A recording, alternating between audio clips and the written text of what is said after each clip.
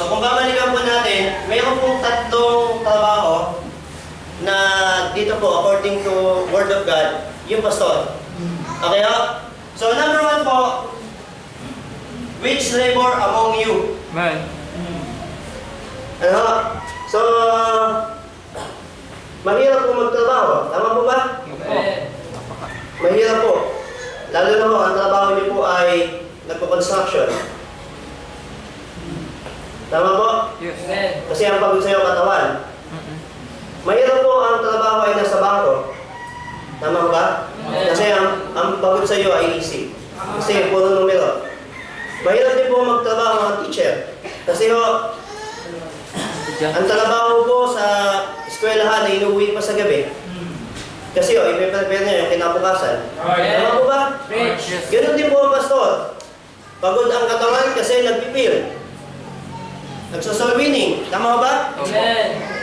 Pagod doon ang pastor, kuminsan ho ay siya ho ay bumibisita sa mga kapatid na may ano po. May problema. Tama ho ba? Yes.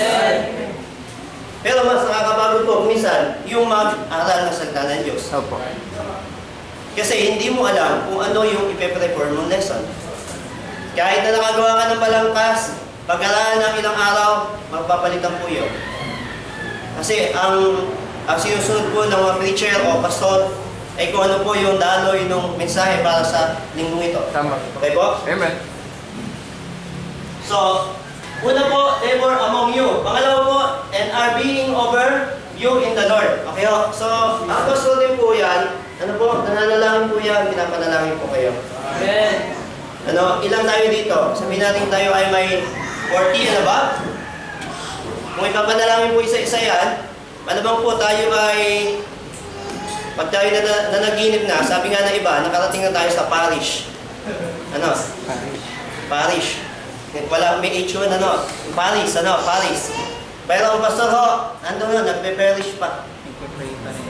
Kasi yun, nakaluhod. Ano, kung titingnan siguro kung yung pong luhodan ng pastor ay yung titingnan natin, baka nakaugit na po yun. Lalo kung ang luluhudan na ay ganito. Ano, doon sa church na pinag-churchan ko, sa biyaya ng Panginoon, katuwang po tayo doon. Ano po? So, tinatransfer natin yung technology kung ano yung natutunan natin. Amen. Ano? So, sila, yung katulad ng ginagawa natin, pinapractice nila yung pagluhod. Sabi ko nga sa kanila, mapalan po kayo kasi ang niluludan nyo ay madulas. Kami ho, ang niluludan namin ay parang may munggo. Raptod. Amen. Ano? Sabi ko, mapalad kayo. Ano? So, pangatlo, and admonish you. Siya po yung umaalala sa inyo. Inaalala kayo. Araw-araw. Ano? 24/7. Ano? 24/7. Tuwing umaga, nakikita ko po yung text ni Pastor. Ano po? Yung pong mga text na sinesend sa atin. Ano po? Mahirap po na, alam niyo po, gigising ka ng maaga, mag-aaral ka, i-text sa inyo. Di ba po, isang simpleng pag-alala? Kasi nire-remind po tayo ng magandang magsimula ng magandang umaga. Tama po ba? Amen. Opo. Maliit na bagay, pero malaki yung impact. Tama po ba? Amen. Kasi yung maliit, yung text po, kung tutusin, naglo-load po, nag-e-effort po ang pastor. Tama po ba? Yes. Nag-e-effort. Para lang kung ano, yung sa Mark 9:41, sabi, sino man ang lingkod na Panginoon, nabigyan mo ng tubig. Hindi pa po binanggit yung malamig na tubig doon, at tubig. Kung ano po yung reward ng prophet, yun din po yung reward ninyo. Mas lalo na po kung may extra effort. Pag binasa niyo po yung sa Matthew 10:42, ano, nandun na po yung binabanggit na yung malamig na tubig. Ibig sabihin no, may effort.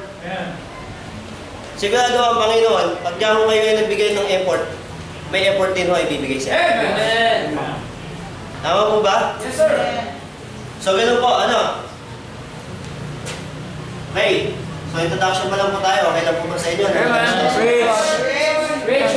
Kami yun, nangyari doon, 12:45. Hindi nyo lang alam kung ano oras nagsimula. Okay ha? Okay, so number 1, to know Him. Okay ha? So, masasabi natin ba na alam lang natin ang pastor ay, alam lang natin yung kanyang intellectual? Na siya lang ay pastor?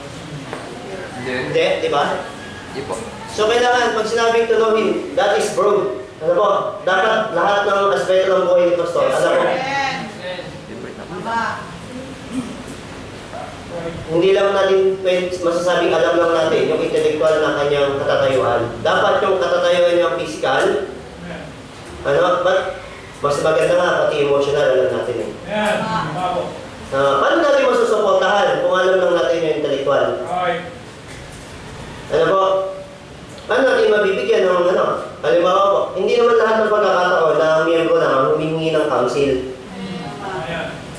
Ang pastor din po ay humihingi ng counsel o yung tinatawag nating second opinion sa mga miyembro. Yes, sir.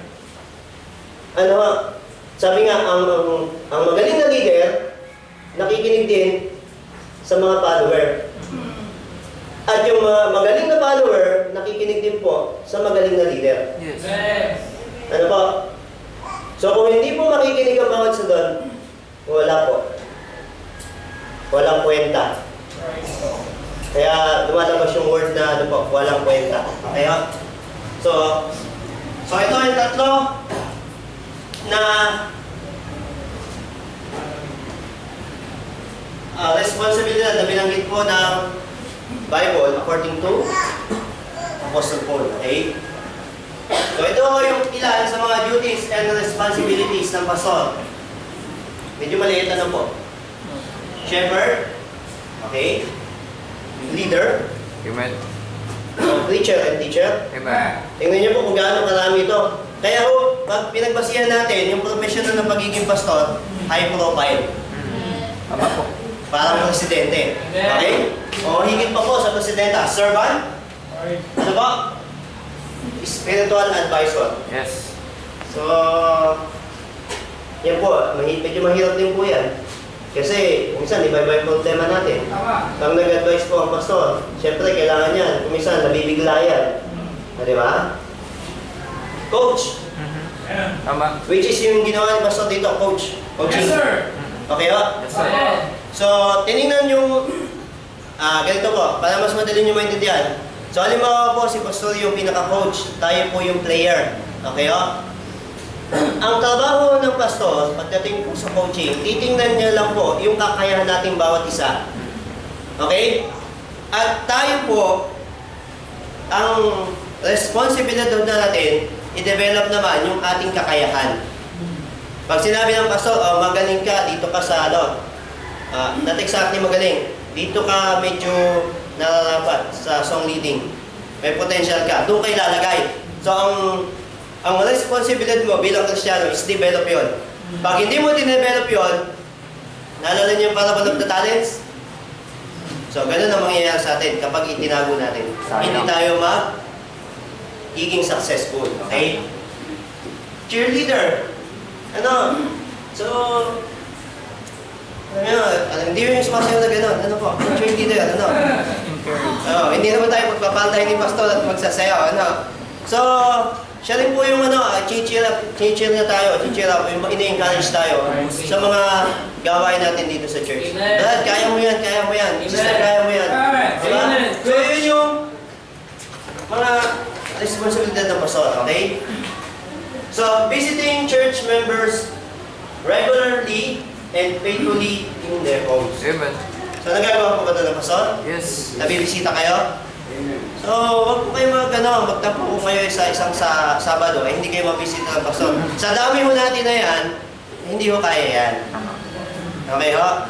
So, alam ko po na nabibisita kayo. Ako lang ho hindi mabisita ni pastor kasi nasa Bicol. Ako na lang mabibisita. Okay ba? Biro na po. So, preaching evangelistic sermons which call for a decision. So, ito yung mga bagong mananampalataya. Kasama po dito yung nagsasolving. Kasama po dito yun. Okay? Conducting the ordinances of baptism and Lord's Supper in reverent manner. reverent manner. So, nakapag-conduct na tayo ng baptism. Tama po ba? So, hindi tayo pwede mag-conduct ng baptism. Pero pwede tayo magturo. Okay o? Tama. Ang authority po ay nasa pastor. Amen. Amen. Yung pong Lord's Supper, maaari din po tayo magturo, pero hindi pa rin po tayo pwede tayo yung gumawa. Tama. Okay o? So, ang decision palagi ay nasa pastor. Okay? Visiting the sick, shut in, or grieving person. So, ayan, binibisita yung mga miyembrong may sakit. Ano po? So, yung iba kasi, gumisan, pag may sakit, hindi sinasabi sa pastor, paano kayo magbibisita? Ano po? So, magbibisita po kayo, sabihin nyo lang po. Okay? Leading the church in worship, which creates sense of holiness of God. Tama po ba? So, si pastor namumuna sa atin, pagdating sa worship. Yes. Ano? So, yung ginagawa natin ngayon, para mabigyan ng, ang parangal ng Diyos. Amen. Amen. So, yun po yung mga duties, So, preaching relevant Bible-based message. So, which is, narinig natin. Giving carefully attention to the details of administrative responsibilities. Ano? So, medyo mabigat, di ba po? Responsibilities na yan, ano po? Yung mga administrative na responsibilidad sa church, ano po? So, comprehensive teaching of the Bible's total. So, yung buong talaga sa Bible. Ano kayo po? So, number 1, to know Him. Number 1 point. O, letter A po tayo. Making yourself known to Him. Ano? Paano mo makikilala ang pastor kung ikaw ay ayaw mo ipakilala yung sarili mo? Tama. Paano makikilala o malalaman ng pastor yung level of maturity kung hindi ka magpapakilala? Tama po. Kaya ka lang nagpapakilala dahil may problema ka.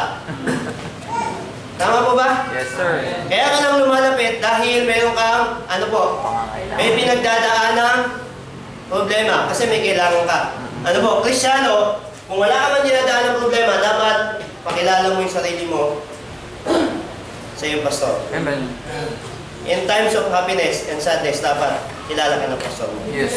Amen. Ano ba? Yun po ang nagiging problema. Kung minsan yung iba natatakot, nahiya ako kay pastor eh. No. Ang duty po ng Kristyano ay pakilala yung sarili sa pastor. Yes. Amen. Paano kung nag-apply kayo ng trabaho, tinawagan, bina-background check, ano sasabihin ng pastor? Wala. Wala, nga. Ano po? So kailangan mo, ipakilala natin sarili natin sa likod ng Panginoon. Amen. Which is yung pastor. So pangalawa, recognizing Him as your pastor. Okay o? Amen. Diyan po sa recognizing, may dalawang salita po dyan na makikita natin sa Hebrew. Okay o? Sabi po sa Hebrew, obey them that have the rule over you and submit yourselves. So dalawa. So hindi mo ma-recognize ang pastor mo kung hindi ka marunong sumunod. Amen. Kung hindi ka marunong magpasako. Diba, natalangin natin dati yung obedience. Masasabi natin ang tamang pagsunod ay kailangan may respeto. Tama mo ba? Amen. Meron pong immediate response. Tama. Ano po? Yun yung masasabi natin obedience. Pero kung ginawa mo, masama naman sa loob mo, hindi po obedience yun. Napilit. Napilitan ka lang. Ano po? So, kailangan po natin i-recognize yung ating pastor. Katulad po nung pinanood natin video kanina, inalam po ba nung may-ari ng tindahan kung ano po ginagawa nung Yes, homeless man. nung pulubin? Huli. Hindi. Nung huli. Nalaman niya lang, nung huli na. Hindi niya na-recognize yung ginagawa nung pulubin. Kahit umiyak ka man ng umiyak doon, wala na mangyayari kasi wala na. Tama. Ano po? Amen. Pecho. Hindi po niya na-recognize yung ginagawa po nung pulubin. Amen. Kasi yun, naging self-centered siya. Ano? So kung tayo ay makakita ng pulubi, wag po natin gawin yun. Tama. Ano? May ginagawa rin po yan na maganda sa atin. Tama ho? Amen. Naalala ko tuloy pagka kami ay bibili ng... Naalala ko nung si Gusto ay kami pupunta ng Nueva Ecija. Pagdating ng alas 4, babiyahe kami kasi misis ko ng Pamanila eh. Ano? Susunduin ko si Bunso, magmumotor kami papunta ng Nueva Ecija kasi papasok. So tuwing mga bago bumukang liwayway, dadaan kami sa Pandisalan. Ano po? So may nakikita kami minsan na pulubi po doon. So pag hindi po ako bumababa ng motor kasi yung kapatid ko bibili ng tinapay. Makikita ko po si Bunso bibili ng 2 set ng tinapay, ibibigay po doon sa pulubi. Ano? So, which is tama po pala yun. Ano? Wag nating minamaliit yung mga bagay na sa paligiran natin, lalo na po yung mga ganong mga pulubi. Ano? So may nagagawa kong sila sa atin sa lipunan. Kung wala akong pulubi, sigurado, hindi yung mabawasan ng basura. Tama ho ba? Tama. Yung mga plastic po na yan, baka malamang ho, bumabara yan sa mga imbornal. Ano po? So katulad doon yung pinanood natin. Kaya, alam niyo po, ang maganda po, ang Kristiyano, ang miyembro, dapat po matutong ma-recognize yung pastor. Alam niyo po, mayroon pong paraan ng pag-recognize sa pastor. Hindi po, pag sinabing recognition, pinag-uusapan po dyan ay pera. Tama. Tama po. Medyo. Ano, yun yung puntahan nyo lang sa bahayan, makipag-fellowship po kayo.